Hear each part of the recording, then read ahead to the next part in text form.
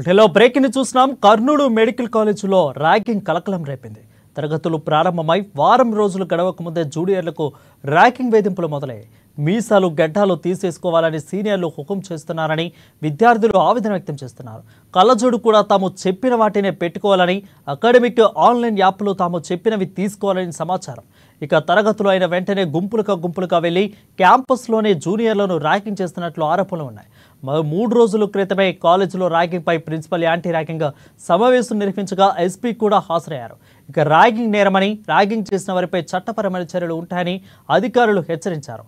అయినా ర్యాగింగ్ మాత్రం ఆగడం లేదని తెలుస్తుంది. ఇక సీనియర్ల ర్యాగింగ్ వల్ల జూనియర్ వైద్య విద్యార్థులు భయాందోళనకు గురవుతున్నారని వారి తల్లిదండ్రులు ఆందోళన వ్యక్తం చేస్తున్న పరిస్థితి నెలకొంది. అయితే మెడికల్ కాలేజీలో ర్యాగింగ్ పై ఇప్పటి వరకు ఎలాంటి ఫిర్యాదు అందలేదని కళాశాల ప్రిన్సిపల్ తెలుపుతున్నారు.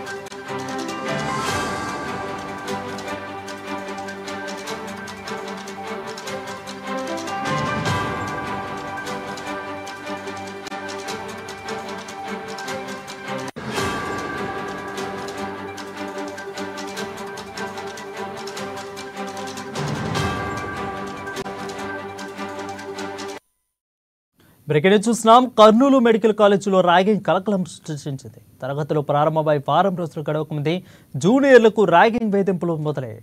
మీసాలు గడ్డాలు తీసేసుకోవాలని సీనియర్లు హుకుం చేస్తున్నారని విద్యార్థులు ఆవేదన వ్యక్తం చేస్తున్నారు. ఇక కళ్ళజోడు కూడా తాము చెప్పిన వాటినే పెట్టుకోవాలని, అకాడమిక్ ఆన్లైన్ యాప్లో తాము చెప్పినవే తీసుకోవాలని సమాచారం అందుతుంది. ఇక తరగతులు అయిన వెంటనే గుంపులుగా వెళ్లి క్యాంపస్లోనే జూనియర్లను ర్యాగింగ్ చేస్తున్నట్లు ఆరోపణలు ఉన్నాయి. 3 రోజుల క్రితమే కాలేజీలో ర్యాగింగ్ పై ప్రిన్సిపల్ యాంటీ ర్యాగింగ్ సమావేశం నిర్వహించగా ఎస్పీ కూడా హాజరయ్యారు.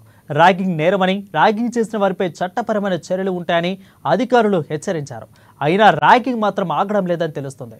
సీనియర్ల ర్యాగింగ్ వల్ల జూనియర్ వైద్య విద్యార్థులు భయాందోళనకు గురవుతున్నారని వారి తల్లిదండ్రులు ఆందోళన వ్యక్తం చేస్తున్న పరిస్థితి నెలకొంది.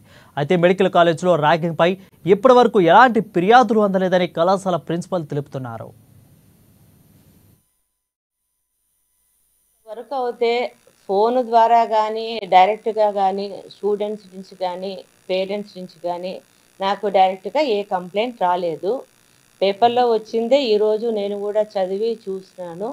నిన్న యాక్చువల్గా నేను సర్ప్రైజ్ విజిట్గా వెళ్ళినాను. Both boys hostel and ladies hostel. Boys హాస్టల్లో 10 to 10:30 ఉన్నాను. తర్వాత లేడీస్ హాస్టల్ పోయినా up to 11 ఉన్నాను. 2 చోట్ల ఐ ఇంటరాక్టెడ్ విత్ ఫ్రెషర్స్తో మాట్లాడినాను. బాయ్స్ హాస్టల్లో 95 ఉన్నారు. వాళ్ళ అటెండెన్స్ కూడా తీసుకున్నాను. 95 మెంబర్స్ వాళ్ళ రూమ్లలోనే, ఎక్కడ సీనియర్స్ రూమ్లోకి పిలిచిపోయింది అట్లా ఏమీ లేదు. అడిగినాను ఫుడ్ విషయం ఎట్లా ఉంది, హాస్టల్లో రూమ్ ఎట్లా ఉంది, అకామిడేషన్ ఎట్లా ఉంది, ఫుడ్ దగ్గర ఏమైనా సీనియర్స్ ఇస్తున్నారా, అదర్వైజ్ రూమ్లోకి పిలుచుకుపోతున్నారా, ఎనీ వే ఆఫ్ ర్యాగింగ్ ఉందా అని అడిగినాను.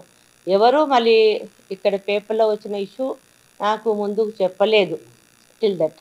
మరి ఇప్పుడు ఇది వచ్చింది కాబట్టి దీని మీద కూడా ఒక కమిటీ వేస్తాను. కమిటీను ఇప్పుడే మా డిఎంఈ సార్ ఆఫీస్ నుంచి కూడా ఫోన్ వచ్చింది. ఆ ప్రకారంగా కమిటీ వాళ్ళు వితిన్ 2 days వాళ్ళు ఎంక్వైరీ చేసి వాళ్ళ రిపోర్టు డిఎంఈ ఆఫీస్కు సబ్మిట్ చేయాలి. అండ్ కలెక్టర్ సార్ కూడా సబ్మిట్ చేస్తాము.